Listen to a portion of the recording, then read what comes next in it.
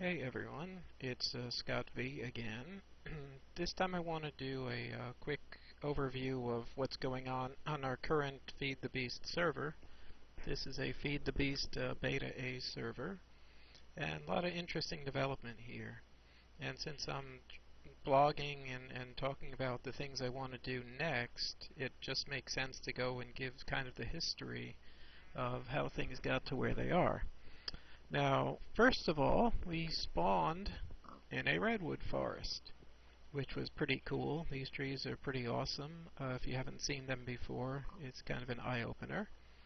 And this is the Extra Biomes XL mod, which provides the redwood forest. It's a little bit hostile because it's very shady and dark in the daytime, so there's lots of creatures. But like usual, I start off with a simple tiny house and a simple little hole in the ground and dug for some ores. This was my first little nothing of a shack where I dug for some ores. Then went up on the hill, built me a somewhat larger place to hang out with some IC2 crops so I would have endless wheat for bread. Around the back, once I started playing with the forestry mods, I made a little peat bog that I worked manually. Let me just run back and show that. Here was a little peat bog that I had to work manually. You plant the bog earth, and then when it turns totally black, you harvest the peat. This was the first time I got to play with forestry or thermal expansion machines, so my first production line was here. But since then, I pretty well scavenged this and moved it to a new location. So a very pretty place to start off the first couple of days. Giant trees. Of course, like usual, I started going each direction. Off this way is endless icy cliffs and wastelands. And at first I thought maybe this was going to be another really hard world to get a foothold in. But I've finally decided to follow the river. One of the weird tricks with this is there was spawn protection on, so there were caves under here, like down here, where I can't even put a torch down there, so I could never explore it.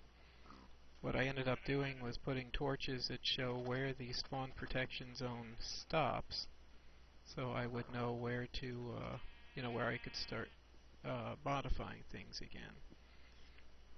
And the spawn protection zone goes all the way up to here, or I would not have been able to place that torch.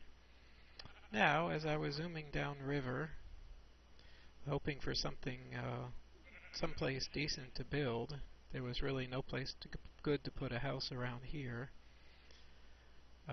Definitely enjoyed starting off this world, but I really wanted to find a decent place to plant a city.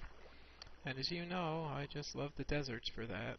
I mean, sure, you can go off in the scrub area and cut down all the trees and give yourself a nice flat area to start off in. But there's nothing quite like just using the flat spaces that are already given to you. So, I found this desert area and just knew it was kind of love at first sight. I knew there was going to be something cool right here. Ah, I discovered oil. And a cow. Yeah. Anyway, this is our little patch of desert wasteland that became the hub of our whole operations. After a while, one of the other players came by, built a bridge across the way, and what started off as nothing ended up being our town, which weeks later we dubbed Santa Fe because it's a desert town surrounded by tall trees and mountains. And I just wanted to go through this quickly and show the order in which things were developed here. So initially, this whole area started off as just this one little shack with a couple of industrial craft crops out front. So I had endless potatoes. I got those from a village off in the distance and came home and planted them. But originally this little shack was the whole town. I built a larger place to build thermal expansion processing. and this was surrounded by fences. And this is all there was at first. I left the last of the original fences behind as decoration. Soon as I established a tiny foothold, I went and built a road network, and shortly afterwards other players moved in. We have Iceman's house right here, and then we have Rutmouse's house here, which started small and then he expanded further that way. The power grid came about 2 or 3 weeks later. But initially this was the entire settlement. My little house, a place to crash. I put some potted plants out front. These fireflies are from the Twilight Forest, and we kind of enjoy whenever we go exploring new places, bringing little bits of it back as decoration. And here's my stash and my personal safes and a bed to crash on, a couple firefly jars from the Twilight Forest mod. And down here I eventually built a tunnel with a mining turtle. I built a tunnel all the way back to my original house so I could scavenge all the parts and move it all here. Now, pretty much the very next thing that I built, while gradually trying to tame this area and dealing with all kinds of monsters and stuff, very next thing I built was a little, again, a manual peat bog. This was originally had water in it, and you would plant the bog earth, and when the bog earth turns black, you whack it and you get a piece of peat, which is fuel, which can go in any furnace. But initially we started doing all the bog harvesting by hand, and it takes a while to get enough resources to build a automatic peat bog, and even then, as you'll see soon, there are some strategic issues with trying to get all the materials that the manual peat bog needs. But the idea here is that there was this tremendous cliff, and cliffs are just a nice secure place to build when there's monsters running around. So essentially, to make a workspace, I put a little tiny safe house at the edge of this cliff, and my first 3 diamonds always go into making a diamond pickaxe so I can make a mining turtle from Computercraft, and then I let my mining turtle come in here and dig out a pretty sizable workspace. And that's really the best way to make a secure area when there's monsters about, is just dig on into the mountain and enjoy yourself. Pretty much here was my first experiments with the forestry mod. Since then I've done a couple of demos showing how to move liquids around. But essentially they're powered by a couple of engines. I have some squeezers. The top one was meant to process seeds. The bottom one processes apples into yummy apple juice, which is only really used in the fermenter to do more biomass output. Over here I have carpenters. This one's all set up with water. I used it to make circuit boards and stuff. This one's set up with seed oil, which I believe is only used to make these impregnated casings, which look exactly like the regular casings, but that's a story for another day. So I had my mining turtle build me this area, and then I went downstairs, where again this is all inside of a giant cliff, so it's nice and secure. Downstairs I let my mining turtle carve out this area, which you may recognize from some of my videos, that I use this as my Buildcraft demo video zone. And for a while this was a sawmill. We would process wood here as we brought it in from the forests. That's all been moved somewhere else. The most recent development is my Minecraft rock crusher. So far I've not been having much luck. I've gone through about 200 bits of gravel, and as you can see I only have 1 gold nugget. There's a slightly less than 1% chance of getting a gold nugget or a diamond out of mere gravel. So I'm just letting this run all my gravel, which is okay because I need the sand to make glass and I need the sand for my peat bog anyway. But that's pretty much the latest development right there. One of the first things I like to build is an automat, which is pretty much just an auto crafting table hooked up to a chest. It's pretty much the smallest machine you can come up with that will automate a crafting process. So what you do with one of these is you set up your You set up your recipe on the auto crafting table, you give it some materials, and then you flip it on. And it will start crafting those items for you. Now, one thing we found on Feed the Beast, after coming from a Tekkit world where we played for a year or so, in Tekkit you have equivalent exchange, which means you can set up those energy condensers to make almost any material you need. Now, since equivalent exchange is not in Feed the Beast, we can't just go make an entire chest full of iron out of thin air, or out of dirt or whatever other stuff we have laying around. So really, right off the bat, we find that in Feed the Beast that resources just seem a lot more scarce because you actually have to find them. You can't just make them out of nothing. Now, in a Tekkit world, I would have whole rows of these automats just cranking out all kinds of crafting and all the stuff that I might need, sometimes dozens of them. But unfortunately, I just don't have the resources to do that in a Feed the Beast setting. So I'll make one or two and reuse it, and really just have to try to optimize things. So this was one of the earliest developments. And as I said again, for security, it's best to make a little facade and then just let your mining turtle tunnel into the side of a hill for you.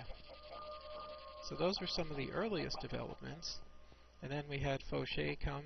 I made him a plot of land and he built his little castle there. And since that's a private area, I don't even know what's inside there. We all respect each other's private areas. Okay, that didn't come out right. But, anyway. I also built was originally going to be a dye shack, but I ended up making it into a place to test my crafty turtles. And what I do with these crafty turtles was I wrote a script where I could take, for example, a bunch of stuff, put it in slot number 1, or put it in the chest next to it. And I built a little script where you can say a bunch of different things, and if you see, it's auto-crafting the materials. And you can get sneaky with that. You can, for example, if I need a bunch of chests, let me just, it's kind of neat. This pretty much just means use the chest shape pattern with whatever materials are in the chest or in the first slot here. And you can combine it with other things. You can imagine what will happen if I make a chest-shaped pattern with iron. It will ignore the item in the middle, and it should get an iron chest out of this. So again, after doing the mining turtle early on to help me excavate spaces and dig tunnels, I went and experimented with the crafting turtle, and all kinds of fun there. So that was pretty much the next step. I then went to immediately into sort of Tekkit thinking, where we need an industrial craft power station to run our industrial craft machines. Now, there's a lot of interesting stuff here. First of all, you generally eventually set up one of each machine. In industrial craft is usually your starter kit. That's a compressor, extractor, electric furnace, a macerator. This weird thing is an industrial centrifuge from the GregTech mod. Now, there's a lot of debate online about GregTech, and the first debate hinges on what they do to the recipe for your solar panels. Because normally you get so used to in a Tekkit world, you build your couple machines. Initially you power it with a battery box and hooked up to a generator, which you feed some coal. Eventually you build an MFE and maybe power it with some more generators. But eventually what you end up doing in every Tekkit world, kind of almost like a zombie, is you slap together a lot of solar panels and you have endless power. So here's my MFE, and it was originally powered off this generator that we fed lots of peat and some other things. Originally I had just 4 solar panels. Now the debate is that the GregTech makes the solar panels more expensive, harder to make, or so it seems. I mean, basically you just need a industrial centrifuge to get the silicon cells. But it turns out, I mean, the machine's not hard to make, and silicon cells are easy. You either put clay dust or flint dust in here, and you get silicon cells. I think you can even get them just from a stack of sand. So silicon cells are hardly an ultra-rare commodity. And on the upside, what the GregTech mod does is it lets you make lots of substitutions. So I was actually able to use iron electron tubes from the forestry mod, which I already had a whole stack of. I was allowed to use those in my solar panel recipes in place of the electronic circuits, I believe. So GregTech actually gives you a lot of options. So there's a lot of alternate recipes, some of which use very few resources. So I really had no problem getting a bunch of solar panels. Now early on I had a whole biofuel station running here from the forestry mod, where there was a pool of water, there was a fermenter, there was a still going into a bioelectric engine, and outputting on this wire right here. But that really was just a big pain to keep working, so I pretty much dismantled it and moved it all into the Twilight Forest where we can't use solar energy. And then shortly after I had a little stash of uranium, I went and upgraded 2 of my solar panels to these advanced solar panels. And again, these are kind of expensive, weird recipes, but once you have them, they're pretty amazing machines. There's even higher tiers of this, but even the advanced solar panels, they generate 32 EU per tick in the daytime. They'll even generate 1 EU per tick at night. They have an internal storage of 32,000. And even with just 2 of these on here, we have really not been able to exhaust this MFE. Not that we're all online, all processing thousands of units of ore, but we've just found that these 2 advanced solars, 1 regular solar, is currently enough to operate our whole town off of 1 MFE. Now, one thing we certainly had fun doing, I always enjoy doing this, and that is setting up the initial power grid. We have coming out of here this gold wire that runs down Main Street, and each major player's house gets an LV transformer where they can then just plug in their whatever they want to their interior wiring. So we've got medium voltage going out of the MFE, and each major building, LV transformer, transforms it to low voltage for use in whatever machines the players feel like having at home. So certainly the power grids were fun to run. And that was pretty much the first set of goals for the town. As you can see, we have a whole lot of other experiments and buildings to talk about.